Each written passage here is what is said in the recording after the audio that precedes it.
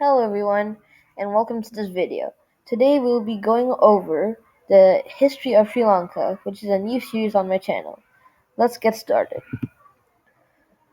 Introduction. Sri Lanka has been called various names in the past, such as Tambapanni, Taprobane, and Serendip, which are just some of the names that Sri Lanka has earned over the past 2 millenniums. Sri Lanka has a very deep history involving fierce battles fought by courageous warriors who drove invaders from the lands, or agricultural and technological advancements that boosted the nation's wealth and fame. Perhaps the extensive trade with countless nations such as Greece, China, and India as well. All of these factors make up the rich and fascinating history of Sri Lanka. In this presentation, we will be going over the history of the country from the arrival of Vijaya to the independence gained from Britain. We will cover the various dynasties and capitals of the kingdom as well, and the conflicts with other nations. And if you look to your right, you will see two famous monuments in Sri Lanka built by two different kings. If you look to your top right, you will see the Dambulla Buddhist cave temple built by King Valagamba in the 2nd century BCE. And if you look to your bottom right, you'll see a UNESCO World Heritage Site, which is Sigiriya Rock Fortress, built by King Kashapa in the late 4th century CE. Now we will be going over the arrival of Vijaya. In the mid-5th century BCE, Prince Vijaya, heir to King Sinhabahu, who ruled over the kingdom of Sinhapura in eastern India, was a very unruly and cruel as well as obnoxious prince, thus giving his father no choice but to banish him half-shaved and on a boat. Vijaya and his 700 followers were half-shaved and put on ships. According to the chronicle Mahavamsa, the Buddha asked the Hindu god Indra to protect Vijaya, as Vijaya's descendants would help Buddhism thrive throughout the island. Vijaya eventually arrived in present-day Sri Lanka in 543 BCE.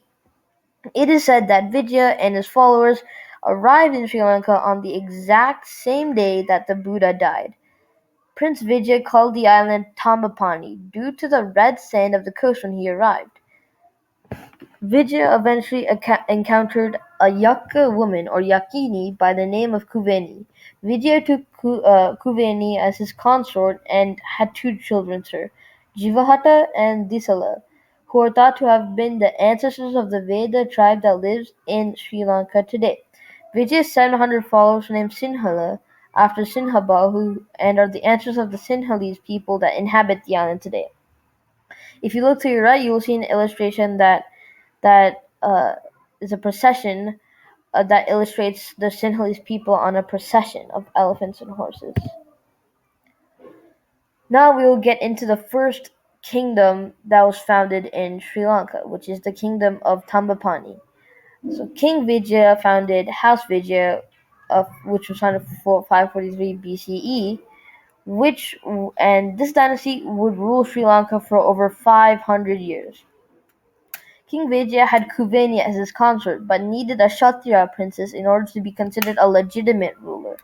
He requested the king of Madura in India, which is the descendant of the Pandavas in the Hindu epic Mahabharata, for his daughter's hand in marriage.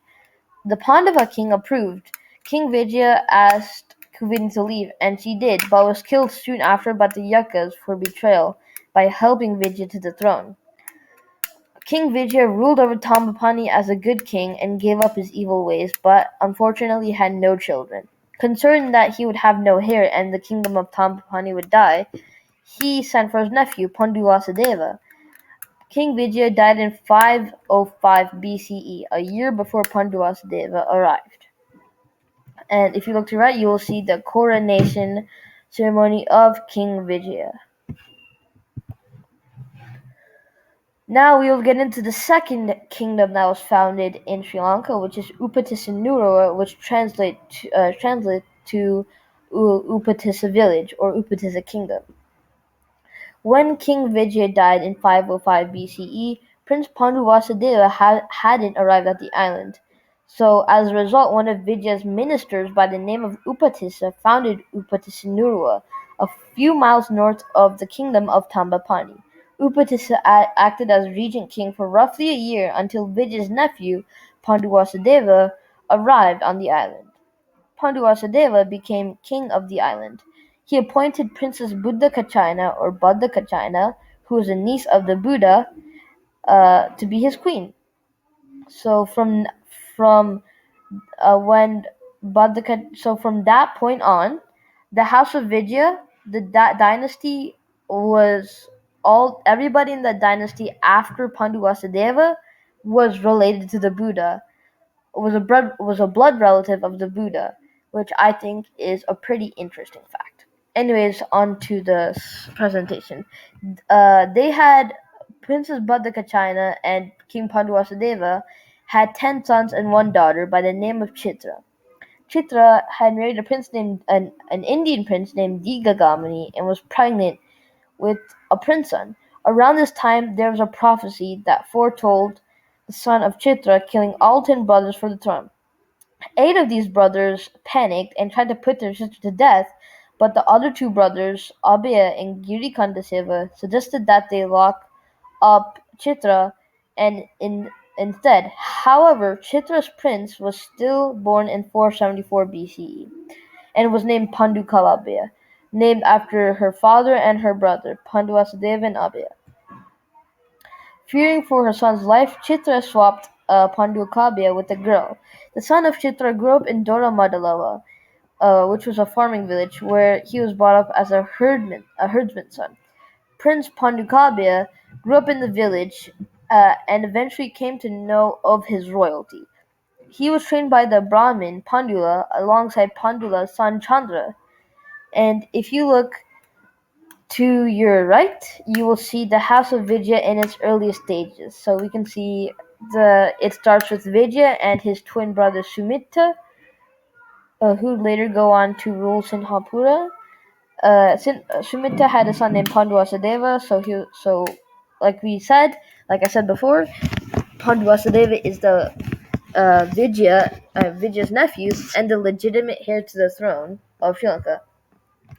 And he comes and has 10 sons and Chitra with Buddhakachina, making all members of all royal members of House Vijaya related to the Buddha after this period, which is very fascinating.